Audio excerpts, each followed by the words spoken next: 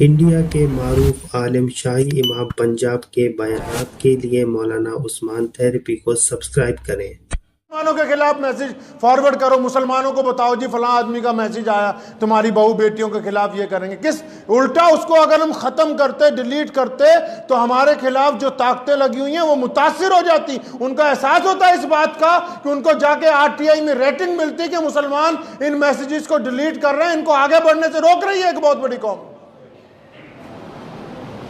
तो धड़ाधड़ जाहिल लगे हुए हैं, बस एक मोबाइल ले लिया 10,000 का, धड़ाधड़ पूरा इस्लाम उसी पे बयान हो रहा है, तलातर सुबह शाम यही काम है।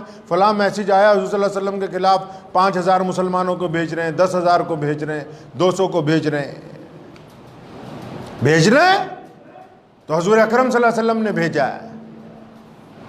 जब गुफारे मक्का नहीं हटते थे हुज़ूर सल्लल्लाहु अलैहि वसल्लम के खिलाफ बातें करने से, सहाबा इकराम उन बातों को रास्ते में ख़त्म कर देते थे।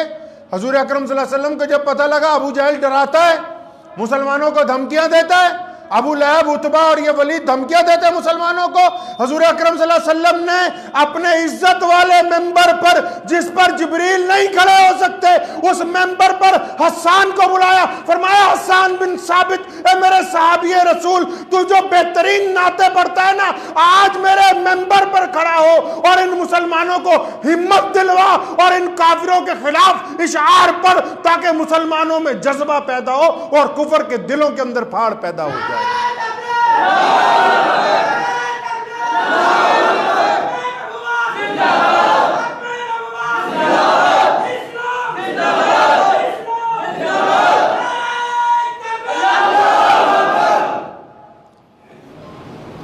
इस्लाम को खंगालिए, देखिए इस्लाम आपसे चाहता क्या है।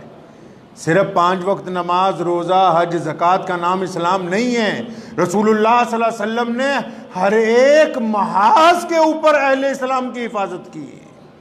आप तारीख उठाएं, सैयदना अबू बकर मुसलमानों में सबसे बड़े मुसलमान हैं। रसूलुल्लाह के बाद, हजूर अकरम सल्लल्लाहु अलैहि वसल्लम के बाद कायनात में अगर किसी को बड़ा दर्जा दिया, अबू बकर को दिया। लेकिन अबू बकर को यह कभी नहीं कहा रसूलुल्लाह ने कि मेरे मेंबर पर खड़े हो। उमर फारूक को कभी नहीं कहा मेरे मेंबर पर खड़े हो। लेकिन अपनी जिंदगी में हस्सान बिन साबित, जो शायर रसूल हैं, जो दुश्मनों के खिलाफ बड़ी बड़ी नज़में पढ़ते हैं, जो रसूलुल्लाह की शान बयान करते हैं, फरमाया हस्सान मेंबर पर खड़े हो और बताओ दुश्मन को कि हम कौन हैं और तुम क्या हो। और मैं बताओ जरा इनको। आज ये लगे हुए हैं 2,500 के मोबाइल लेके कि हम बताएंगे जी हम तो नमाज ही ना पढ़ रहे। कौन कहता है नमाज नहीं पढ़ रहे? तुमने देखा है रमजान के बाद मस्जिदों में जाके गए हो? रमजान के बाद मुसलमानों तक ऐसे लोगों के लिए ये फेसबुक, व्हाट्सएप जहन्नुम के दरवाजे बन गए हैं, जो सारा दिन मुसलमानों के खिलाफ जो मैसेज आते उनको धड़ाधड़ आगे भेज रहे। धड़ाधड़ कई अच्छे पढ़े लिखे मुसलमान के जी फलां मंत्री बन गया है, अपने पासवर्ड बनवा लो, अपना आधार कार्ड बनवा लो। मुसलमानों को डराना, कौम में बुज़दिली पैदा करना इस्लाम में हराम है। जिस तरह शराब हराम है, इसी तरह यह भी हराम है। कौन कहता है नहीं हराम? जो सरकारी मौलवी या लीडर ये काम करते हैं उन पर लानत होगी अल्लाह की। इन बदबख्तों को ये नहीं पता कि किसी मुसलमान की हिम्मत को तोड़ना, किसी बीमार की हिम्मत को तोड़ना, किसी पड़ोसी की हिम्मत को तोड़ना, अपने भाई के दिल में खौफ पैदा करने की कोशिश करना, अपने हमसायों को डराने की कोशिश करना, अपनी कौम को खौफजदा करने की कोशिश करना, ये शरीयत में हराम है। किसी भी तरह यह इजाजत नहीं दी जा सकती कि एक बंदा दूसरे को डराने की कोशिश करे। इसको जहां जायज करार दिया, इसको जायज करार दिया रसूलुल्लाह ने दुश्मन के मुकाबले में, कि जब दुश्मन हमारे सामने हो उसको खौफजदा करना हो तो बताओ अब कैसे कर सकते हैं। मैं तो काम पकड़ लिया मुसलमानों ने, धड़ाधड़ एक दूसरे के लिए मैसेज भेज रहा जी यूं हो जाएगा ये कर लो, यूं हो जाएगा वो कर लो। टीपू सुल्तान रहमतुल्लाह अलैह ने यही तो फरमाया था कि शेर की एक दिन की ज़िंदगी गीदड़ की 100 साला ज़िंदगी से बेहतर है। भाई ऊपर लोगों को फांद के मत आइए, वहाँ बैठिए, तो बाद में आए तो।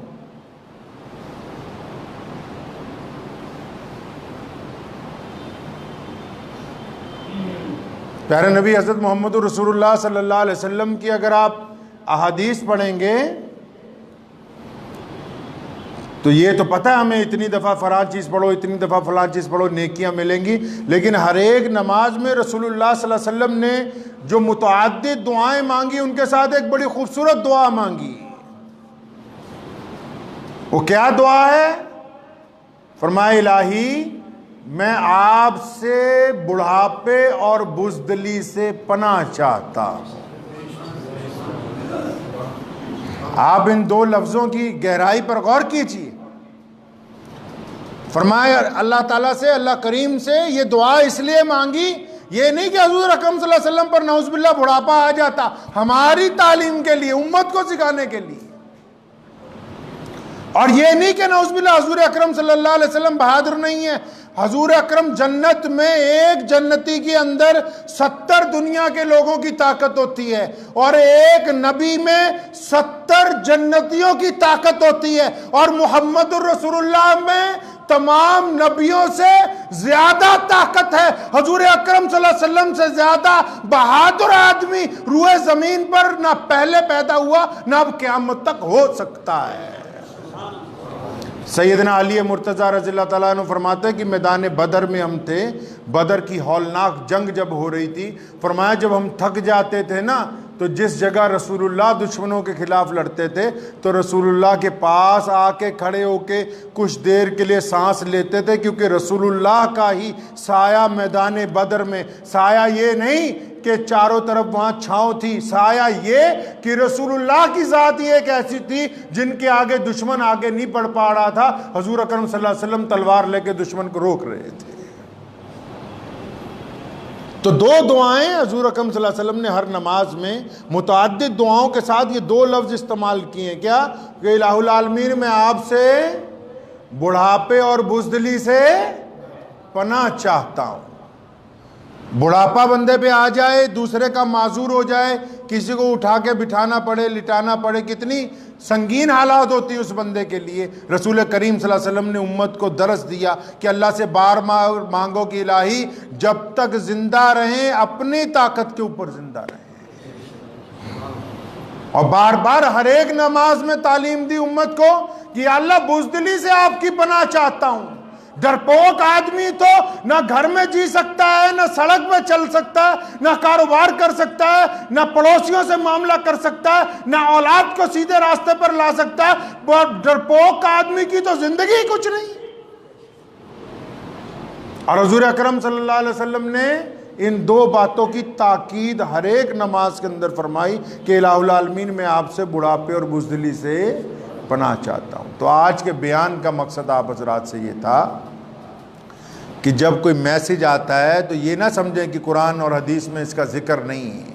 रसूलुल्लाह सल्लल्लाहु अलैहि वसल्लम के ख़िलाफ़, मुसलमानों के ख़िलाफ़ जब कोई गंदी बात कोई कहता तो सहाबा उसको आगे फॉरवर्ड नहीं करते थे, वहीं बात ख़त्म कर देते थे। तो जो लोग इन बातों को आगे पहुंचाते हैं वो उस गुनाह में हिस्सेदार हैं।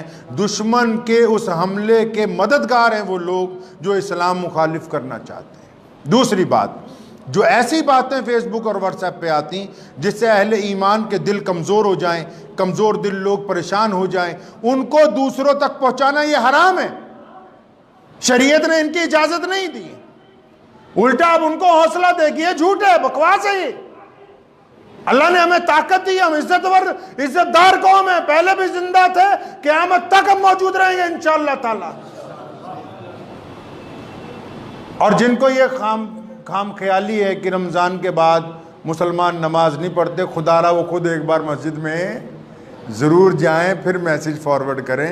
दुआ कीजिए अल्लाह ताला मुझे और आप सबको इन बातों पे अमल करने की तौफीक अता फरमाए।